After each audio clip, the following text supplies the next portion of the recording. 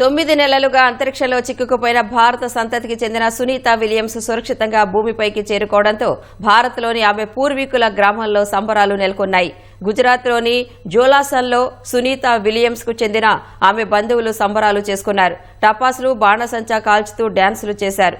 అంతకుముందు ఆమె సురక్షితంగా రావాలని ఆ గ్రామంలోని దేవాలయంలో పూజలు నిర్వహించి యజ్ఞం చేశారు.